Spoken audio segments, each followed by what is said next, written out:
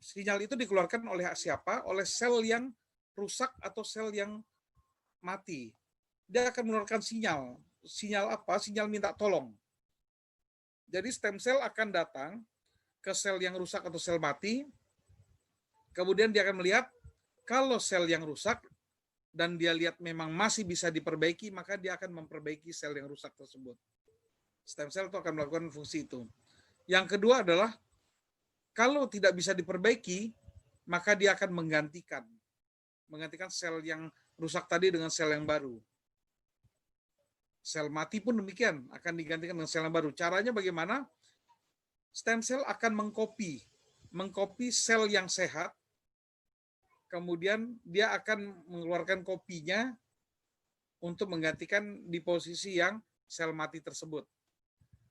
Kalau di kehidupan kita sehari-hari, kalau kita pergi fotokopi, ada kertas yang original, setelah kita fotokopi, maka kertas keduanya adalah kopi. Tapi kalau di dalam sel itu tidak ada kopi, yang ada original menghasilkan original juga. Jadi selnya juga sama-sama, yang sama persis, bukan kopinya. Yang ketiga adalah fungsi regenerasi. Regenerasi itu bisa fungsinya menggantikan, tapi bisa juga dalam arti menyusun kembali. Karena perlu diketahui, sel-sel itu sebenarnya tersusun dalam susunan-susunan tertentu, yang rapi, yang teratur. Nah, pada saat orang sakit bisa saja sudah terjadi ketidakteraturan tadi, maka akan disusun kembali oleh stem cell. Karena stem cell lah yang tahu bagaimana susunan yang seharusnya terbentuk dari sel-sel tersebut. Dia punya blueprint-nya, sama seperti bangunan. Bangunan itu ada blueprint-nya. Maka stem cell pun tahu blueprint-nya. Manusia itu harusnya bagaimana, sel jantung bagaimana, sel usus bagaimana. Dia akan susun kembali menjadi susunan yang seharusnya. Yang berikutnya adalah fungsi rehabilitasi, yaitu memfungsikan kembali organ-organ yang mungkin saja sudah demikian parahnya kerusakannya sehingga fungsinya sama sekali benar-benar drop. Nah itu kalau terjadi seperti itu, maka dia akan melakukan rehabilitasi atau dibongkar besar-besaran. Kalau yang pertama yaitu repairing, yang kedua replacement, ketiga regenerasi, keempat rehabilitasi, kesemua yang empat itu sudah dilakukan, seharusnya adalah organ kita sudah menjadi bagus ya, artinya sudah dipulihkan lah fungsinya.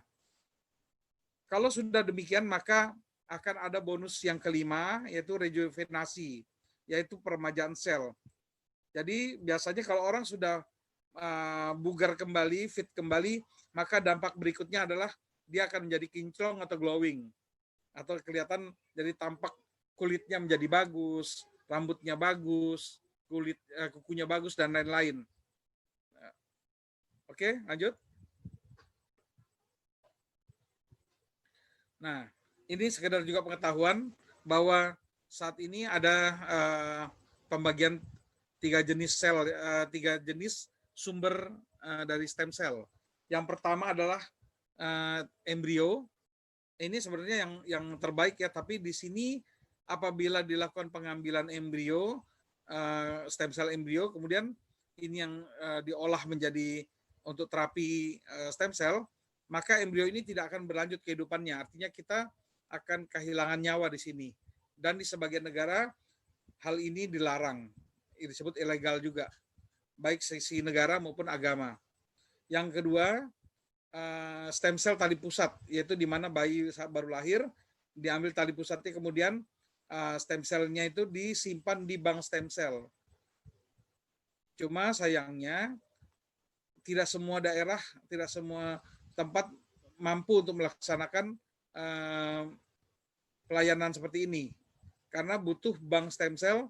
Selain itu juga untuk fasilitas kesehatannya dia butuh tenaga khusus serta alat-alat khusus gitu. Jadi memang tidak mudah juga di sini dilakukan, dan hanya bisa bertahan untuk 20 tahun penggunaannya.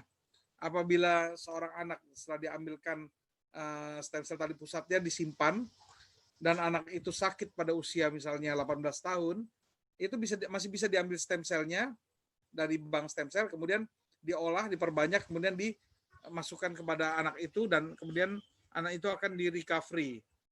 Tapi kalau sudah lewat 20 tahun, maka sudah expired, jadi artinya sudah tidak bisa dipakai lagi. Nah, untuk orang-orang yang dewasa, cenderung bisa dipakai adalah yang ketiga, yaitu stem cell sumsum tulang. Ini yang diambil di tulang panggul. Tentunya harus dilakukan pengeboran terhadap tulang agar bisa mengambil sumsum tulangnya. Nah, sumsum tulang ini setelah diambil kemudian akan dipisahkan yang mana sumsum tulang yang tidak dipakai dan mana yang ada stem cell-nya. Yang ada stem cell-nya itulah yang akan dipakai. Kalau penyakitnya ringan, maka stem cell itu bisa langsung digunakan di tempat yang sakit. Tapi jika penyakitnya adalah penyakit yang berat, maka stem cell-nya harus diperbanyak dahulu, yaitu dimasukkan ke dalam satu chamber di mana di situ akan dibiarkan menjadi sejumlah yang dibutuhkan. Misalnya contoh untuk diabetes dibutuhkan misalnya 10 juta stem cell atau 20 juta stem cell, maka dia akan diperbanyak dulu sampai mencapai angka demikian, baru bisa dipakai. Nah, itu tentunya makan waktu dan tentunya juga biaya makin bertambah. Oke, lanjut. Ini adalah contoh bagaimana stem cell diambil dari yang sumsum tulang belakang, jadi yang dari tulang panggul. Kalau kita lihat ini yang pertama, ini ada gambar disuntik, ini adalah pengambilan persiapan, karena yang nanti akan diperbaiki adalah tulang-tulang lutut sini dan tulang sendi. Nah, ini kemudian yang di sebelah kanannya adalah tulang panggul. Ini proses persiapannya dan ini proses pengambilannya udah mulai dibor nih. Oke, lanjut. Oke, ini ilustrasinya sudah mulai sumsumnya disedot, kemudian dimasukkan ke dalam satu alat untuk memisahkan mana yang sumsum tulang yang tidak akan dipakai, mana yang ada stem cell-nya nanti akan dipisahkan. Lanjut. Oke, yang sudah ada stem cell-nya ini warnanya lebih agak merah ya dibandingin yang tadi, dan ini langsung diaplikasikan ke tempat yang sakit. Dalam hal ini kebetulan pasien adalah pasien post injury dari lutut, dan juga ada degeneratif di sendi kaki, jadi pergelangan kaki, jadi ini yang dilakukan penyuntikan langsung. Tapi kalau penyakit-penyakit yang berat seperti diabetes, jantung, dan lain-lain, tentunya tidak bisa langsung, dia harus dibiarkan dahulu. Mungkin lebih jelasnya kita bisa lihat videonya sebentar ya. Oke, silakan Pak.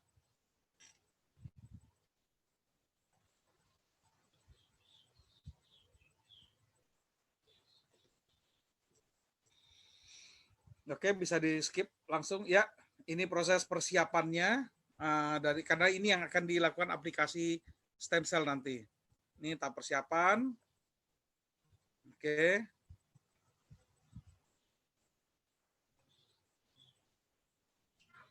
Ini tahap persiapan, jadi ada lututnya dua-duanya, kemudian ada pergelangan kaki juga nanti. Oke. Nah, ini adalah tulang panggul. Tujuannya untuk mengambil sumsum tulang. Sekarang proses pembersihan, kemudian disuntik dengan anestesi agar pada saat nanti pengeboran tidak terasa sakit.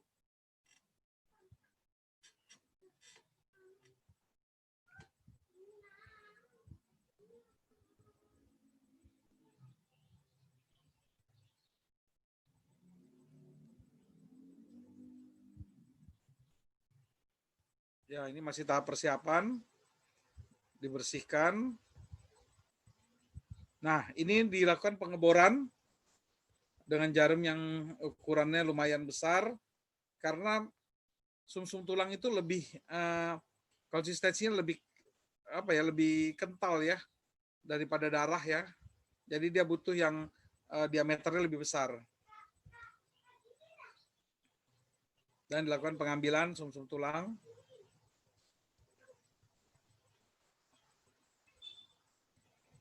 Kalau di luar negeri pengerjaan seperti ini bisa dilakukan di klinik ya, tapi kalau di Indonesia belum bisa. Di sini cuma bisa dilakukan di 11 rumah sakit.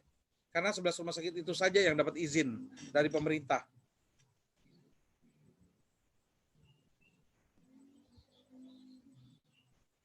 Ya, proses pengambilan sumsum tulang sudah selesai. Sekarang proses pencabutan juga harus lakukan hati-hati karena tidak boleh ada udara yang masuk ke dalam lubang.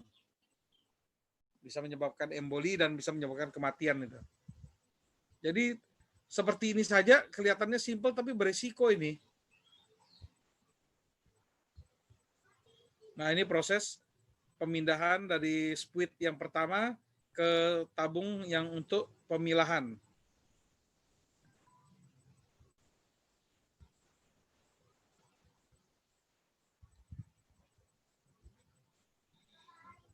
Ini alat namanya Magellan. Jadi alat ini bertugas memisahkan ya mana yang bagian sumsum tulang yang mengandung stem cell dengan yang tidak.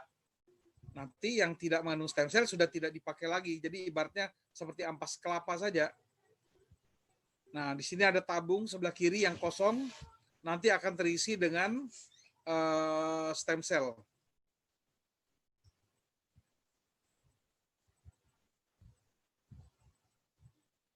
Oke, prosesnya sudah selesai. Kemudian nggak apa-apa bisa di skip. Nah ya, nggak apa-apa. Nah ini sudah siap dipasang jarum suntik dan langsung disuntikan ke tempat yang sakit. Kalau tadi yang saya sampaikan, kalau penyakitnya penyakit berat tentunya tidak bisa langsung ya. Dia harus dibiarkan dulu supaya jumlah stem cell-nya cukup banyak untuk bisa bekerja memperbaiki organ-organ yang ada di dalam.